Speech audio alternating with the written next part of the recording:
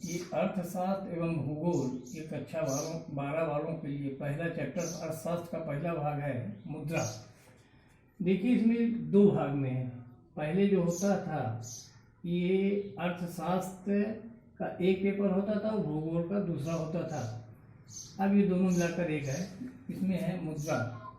मुद्रा जैसे कि हम पिछले साल इसमें बताए थे, मुद्रा की परिभाषा में है मुद्रा की जो मुद्रा का कार्य करे तो एक उचित परिभाषा बताई गई। विनिमय का माध्यम, मूल का मापक, मूल का हस्तांतरण, संचय जो ये कार्य कर सके वो मुद्रा की परिभाषा है। देखिए मुद्रा के परिभाषा के बाद मुद्रा के कार्य में बताया गया कि मुद्रा के हैं चार कार्य।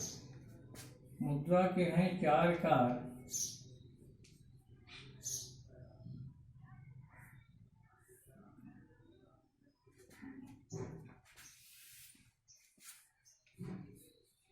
मापक,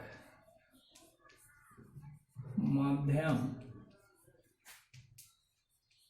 संचय, आधार।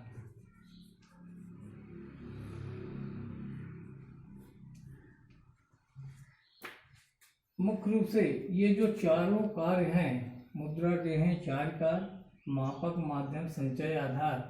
जो भी ये कार्य करे वही मुद्रा है। मापक का मतलब हुआ किसी भी चीज को मापने की क्षमता हो। 1 किलो दाल की कीमत 80 रुपये है। एक साइकिल की कीमत 3000 रुपये है, जो कि मुद्रा के रूप में मापा जा सके। माध्यम, माध्यम का मतलब होता है बीच का कार्य।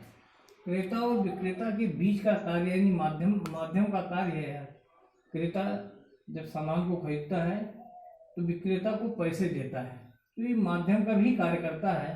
संचय यानी इकट्ठा करने का काम। वस्तु विनिमय में हम किसी भी सामान को, वस्तु को हम इकट्ठा नहीं कर सकते थे, लेकिन मुद्रा के आ जाने से हम मुद्रा को संचय भी कर सकते हैं, इकट्ठा भी कर सकते हैं। आधार, आधार का मतलब ये हुआ कि हम भविष्य में किसी भी चीज का भुगतान करने के लिए हम मुद्रा के माध्यम से हम इसका भुगतान कर सकते हैं। कहने का मतलब ये है कि मुद्रा एक ऐसी चीज होती है, वस्तु विनिमय प्रणाली को दूर करने के लिए मुद्रा का आविष्कार हुआ। मुद्रा के आ जाने से हमारी जो भविष्य वर्तमान की जो भी चीजें समस्याएं थी वो सब दूर हो गई। और मुद्रा, उसे मुद्रा के जो प्रमुख कार्य हैं, मुद्रा को दो भागों में बांटा गया। पहला है प्रमुख कार्य, प्रमुख कार्य, और दूसरा है सहायक कार्य।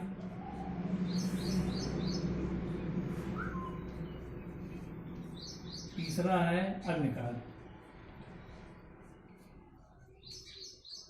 अब प्रमुख कार्य में विनिमय का माध्यम और मूल का मापक। सहायक कार्य में मुद्रा का संचय और भावी भुगतान का आधार, ये सहायक कार्य। अन्य कार्य में जैसे बैंक जो है, अन्य कार्य जैसे हम लोग चेक है, बिल है, इन चीज़ों का भुगतान करना और कहीं पैसे भेजना उसका करना, लोन देना, लोन लेना, ये सब काम मुद्रा के अंतर्गत आते हैं। बैंक जो है, इन्हीं बैंक, इसका जो मुद्रा का कार्य होता है वो बैंक के ही माध्यम से किए जाते हैं। बैंक शब्द में मुद्रा अन्य कार्य के अंतर्गत जैसे किसी का भुगतान करना है, क्लियरेंस, किसी चेक का क्लियरेंस करना है, या किसी को कर्ज देना है, किसी से कर्ज वसूलना है, ये सारी चीज़ें इसके अंतर्गत की जाती हैं। मुद्रा एक महत्वपूर्ण, आज की परिस्थितियों में मुद्रा एक बहुत ही महत्वपूर्ण साधन बन चुका है। और आज हमको बैंक इतनी सुविधाएं दे रही है कि हम इंटरनेट के माध्यम से बैंक का सारा काम घर पर बैठे कर रहे हैं। और इन कार्यों को हम इतनी सरलता से कि हमें बैंक भी नहीं जाना पड़ रहा हो, हम सारे कार्य बैंक से संबंधित कर रहे हैं, इसी मुद्रा को ही कर रहे हैं। मुद्रा मुख्य रूप से दो तरह के होते हैं, एक पत्र मुद्रा होता है, एक कागजी मुद्रा होता है। पत्र मुद्रा जो कागज की बनी हुई होती है, धातु मुद्रा जो धातु की बनी हुई होती हैं, जो सिक्के होते हैं जैसे 1 रुपये, 2 रुपये, 5 रुपये।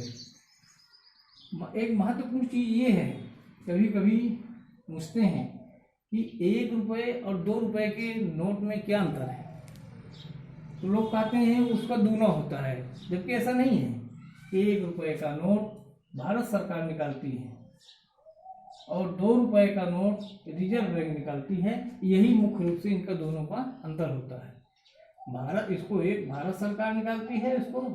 1 रुपये से ऊपर जो भी नोटें होती हैं, 2 रुपये से लेकर जो भी बड़ी से बड़ी नोटें होती हैं, वो रिजर्व बैंक निकालती है। रिजर्व बैंक का जो गवर्नर होते हैं उनके माध्यम से वो नोट निकाली जाती हैं, और उसमें भी कई शर्तें होती हैं, प्राथमिक मुद्रा, सहायक मुद्रा, इनको ध्यान में रखते हुए ये कार्य किए जाते हैं।